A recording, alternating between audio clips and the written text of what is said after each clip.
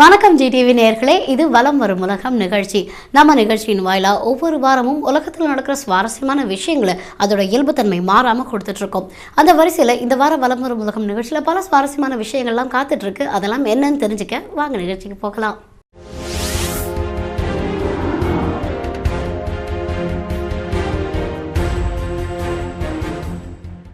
நம்ம ஜிடிவி நேயர்களுக்காக வலம் வரும் உலகம் நிகழ்ச்சியில நான் முதலாக சொல்ல இருக்கிறது ஒரு அழுகையை பற்றி தான். என்ன நிகழ்ச்சியோட முதல்லையே அழுகையை பற்றி பேசுகிறேனே அப்படின்னு நினைக்கிறீங்களா? சமீபத்தில் மே 5ஆம் தேதி சிறுவர்கள் தினம் கொண்டாடப்பட்டுச்சு. இந்த சிறுவர்கள் தினத்தில் ஒவ்வொருத்தரும் தன்னோட வீட்டில் இருக்கிற குழந்தைங்களை ஹாப்பியாக வச்சுக்கணும்னு நினைப்பாங்க. ஆனால் இங்கே பார்த்தீங்கன்னா ஒரு இடத்துல குழந்தைங்களுக்கான அழுகை போட்டி நடந்திருக்கு. எந்த குழந்தை முதல்ல அழுவுதோ அந்த குழந்தைக்கு தான் ப்ரைஸ் அப்படின்னு வர சொல்லியிருக்காங்க. ரொம்பவே சுவாரஸ்யமாக நடந்த அந்த போட்டியோட காட்சிகள் இப்போ உங்களுக்காக. மே 5ஆம் தேதி சிறுவர் தினத்தை முன்னிட்டு ஜப்பானில் சூமோ அழுகை போட்டி நடைபெற்றுள்ளது. இதில் 6 தொடக்கம் 18 மாதங்கள் வயதான 800 குழந்தைகள் பங்கு பெற்றுள்ளனர். 2 குழந்தைகளை சூமோ லயத்தினுள் வைத்து நகோட்டா சண்டை ஆரம்பிக்கட்டும் என்று நடுவர் உயர் தொனியில் கூறும்போது, முதலில் மிகவும் உயர்ந்த தொனியில் ஆளும் குழந்தை ஆரோக்கியமானதாகவும் எதிர்காலத்தில் தீய சக்திகளுக்கு எதிராக போராடும் என்றும் மக்கள் நம்புகின்றனர்.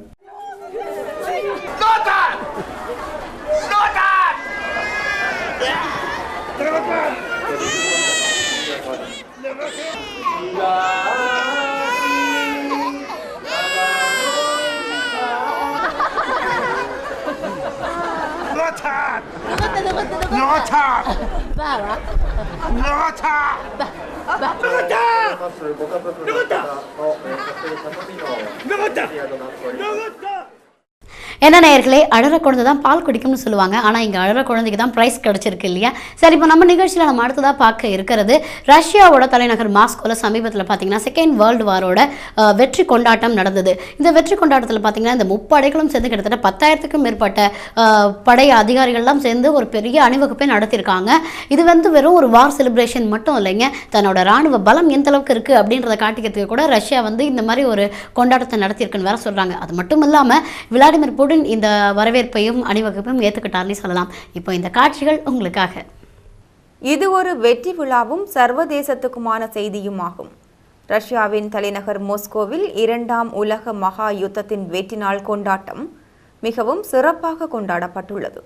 முப்படைகளையும் சேர்ந்த 10,000க்கும் அதிகமான படையினர் அணிவகுத்து வர தேச அபிமானிகளின் வரிசையில் முதல் குடிமகனான விளாடிமிர் புடின் அணிவகுப்பினை ஏற்றுக்கொண்டார். இது வெறும் வெற்றி விழா தினமாக மட்டுமல்லாமல் ரஷ்யாவின் இராணுவ பலத்தை பறைசாற்றும் வகையில் செஞ்சதுக்கத்தில் நடைபெற்ற அணிவகுப்பில் கண்டம் விட்டு கண்டம் பாயும் பாலிஸ்டிக் ஏவுகணைகளையும் காட்சிப்படுத்தப்பட்டுள்ளது.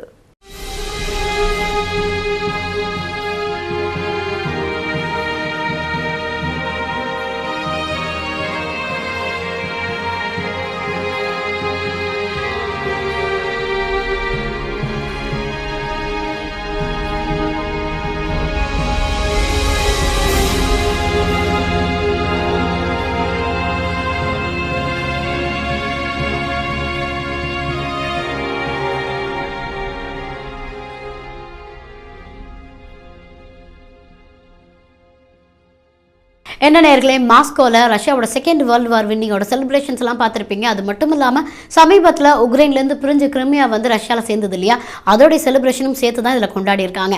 சரி, இப்போ நம்ம நிகழ்ச்சியில் நம்ம அடுத்ததாக பார்க்க போகிறது யூனியன் இஸ் ஸ்ட்ரென்த் அப்படின்னு நம்ம சின்ன வயசுலலாம் சொல்லி கொடுத்துருப்பாங்க இல்லையா, அதை நிரூபிக்கக்கூடிய விதமாக ஒரு விஷயம் உண்மையிலே லைவாக நடந்திருக்கு. நம்ம சின்ன வயசுலலாம் கேட்ட கதைகள் மாதிரி தான் இப்போ நீங்கள் பார்க்க இருக்கிற காட்சிகளும் இருக்கும். ஆனால் உண்மையிலேயே இது ஒரு கருத்தை வலியுறுத்துது. அது என்ன அப்படின்றத இந்த காட்சிகளுக்கு பிறகு சொல்கிறேன். ஒன்றுபட்டால் உண்டு வாழ்வு. தான்சானியா காட்டு பகுதியில் தனியே அலைந்து திரிந்த காட்டு எருமை ஒன்று சிங்கம் ஒன்றின் தாக்குதலுக்கு உள்ளானது. பயம் கொண்ட எருமை தன் இனத்தை தேடி ஓடி சிங்கத்தின் தாக்குதலுக்கு ஈடு கொடுத்துள்ளது. குழுவாக வந்த எருமை மாடுகள் சிங்கத்தை துரத்தி தன் இனத்தை காப்பாற்றியுள்ளன.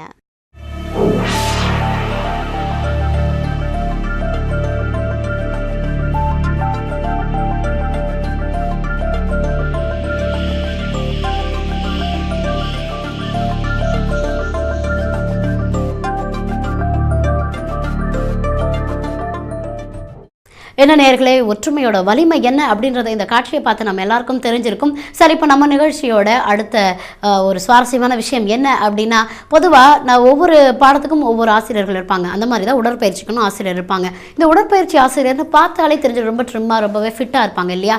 ஆனால் இங்கே ஒருத்தவங்க வந்து பார்த்தீங்கன்னா தன்னோட 98 வயசில் ஒரு ஃபிசிக்கல் மாஸ்டராக இருக்காங்க. அது மட்டும் இல்லாமல் ஃபிட்னஸ் மாஸ்டராக இருக்குது. இவங்க கிட்ட 75 வயசுக்கு மேற்பட்ட ஆண்களும் பெண்களும் தான் வந்து கிளாஸ் எடுத்துக்கிறாங்களாம். அவங்க அப்படி என்னதான் சொல்லிக் கொடுக்குறாங்க அப்படின்றத இந்த காட்சிகளை பார்த்துட்டு வாங்க. 98 வயதில் பெண்ணொருவர் உடற்பயிற்சி ஆசிரியராக கடமை புரிந்து வருகின்றார்.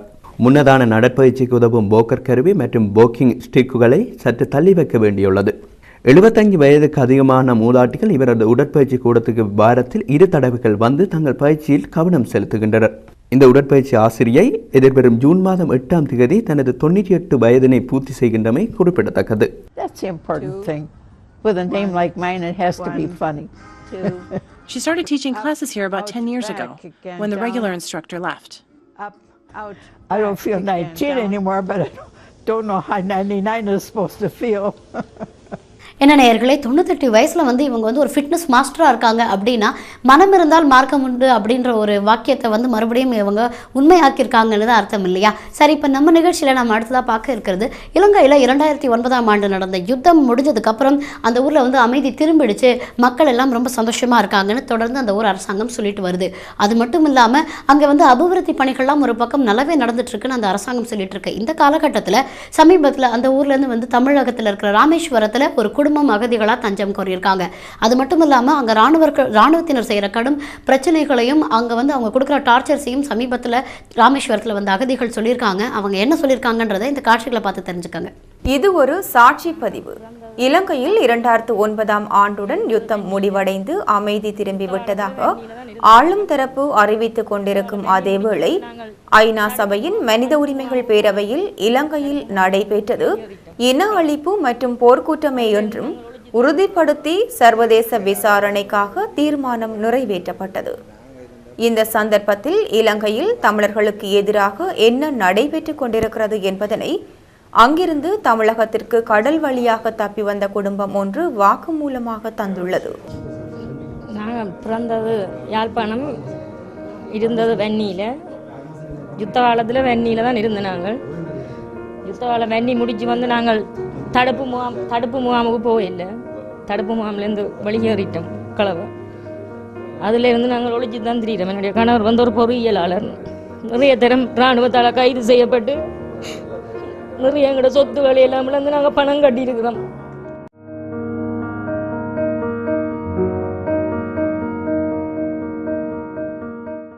என்ன நேயர்களே, நம்மளுடைய வலம் வரும் உலகம் நிகழ்ச்சியில் நம்ம அடுத்ததாக பார்க்க இருக்கிறது, பொதுவாக ஏலம் விடுறாங்க அப்படின்னாலே வந்து நிறைய காஸ்ட்லியான பொருட்கள்லாம் அங்கே இருக்கும். அது மட்டும் இல்லாமல் ரொம்பவே காஸ்ட்லி விரும்பியர்கள், அது மட்டும் ரொம்ப ரேரான பொருட்கள் எல்லாம் வச்சுக்கணும்னு நினைக்கிற ஒரு பெரிய பெரிய செலிபிரிட்டிஸ் தான் அதெல்லாம் வாங்குவாங்க. அப்படி தான் இப்போ வந்து ஒரு பொருள் ஏலத்துக்கு வர இருக்குங்க. கிட்டத்தட்ட 100 கேரட் மதிப்புடைய இந்த வைரம் வந்து ஏலத்துக்கு வர இருக்கு. இதோடைய ஓனர் யார், இது எங்கே பட்டை தீட்டப்பட்டுச்சு, இந்த வைரத்தோடைய பேக்ரவுண்ட் என்ன, இந்த மாதிரி பல விஷயங்கள் இன்னும் ரொம்ப சஸ்பென்ஸாகவே வச்சுருக்காங்க. இருந்தாலும் இந்த ஏலத்தில் வந்து பல கோடி ரூபாய் மதிப்புடைய ஒரு ரேட்டுக்கு தான் இந்த வைரம் போகும் அப்படின்றது ரொம்ப சர்வ நிச்சயமாக சொல்லலாம். இப்போ இந்த காட்சிகள் உங்களுக்காக. இது ஒரு ஆடம்பரத்தின் அடையாளம். எதிர்வரும் வாரம் ஜெனீவாவில் நடைபெறவுள்ள ஏலத்தில் 2 to 15 மில்லியன் பவுண்ட்ஸ் வரைக்கும் விலை போகும் என்று எண்ணப்படும் மஞ்சள் வைரம் பற்றியது. கிராஃப் விவிட் எல்லோ என்று அழைக்கப்படும் 100 கேரட் தரம் கொண்ட இந்த வைரம் லண்டனைச் சேர்ந்த ஒருவரால் பட்டை தீட்டப்பட்டுள்ளது. இந்த வைரத்தின் உரிமையாளர் யார் என்பது கூட இன்னமும் அடையாளம் காட்டப்படவில்லை. இதேவேளை 103.46 கேரட் தரம் கொண்ட மிகவும் உயரிய முறையில் பட்டை தீட்டப்பட்ட வெள்ளை வைரம் $3.5 மில்லியன் விலை போகும் என்று எதிர்பார்க்கப்படுகிறது.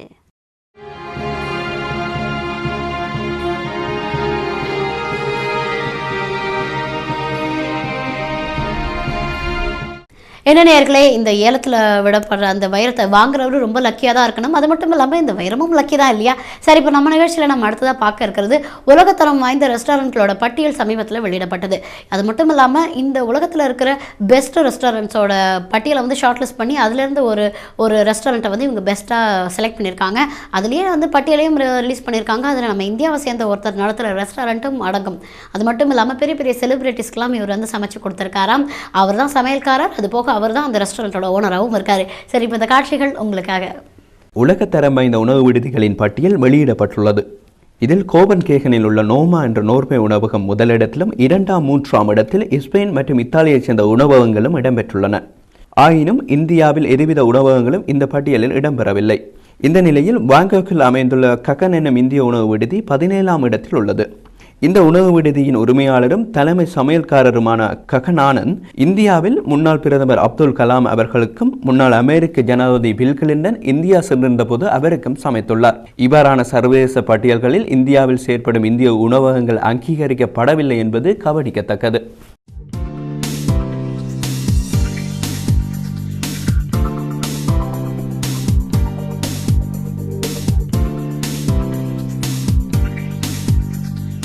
என்ன நேயர்களே, நம்மளுடைய வலம் வரும் உலகம் நிகழ்ச்சி ரொம்பவே சூப்பராக சுவாரஸ்யமாக ஜாலியாக போயிட்டுருக்குன்னு நினைக்கிறேன். இப்போ நம்ம நிகழ்ச்சியில் அடுத்ததாக வரப்போகிறது ஒரு ஷார்ட் கமர்ஷியல் பிரேக்.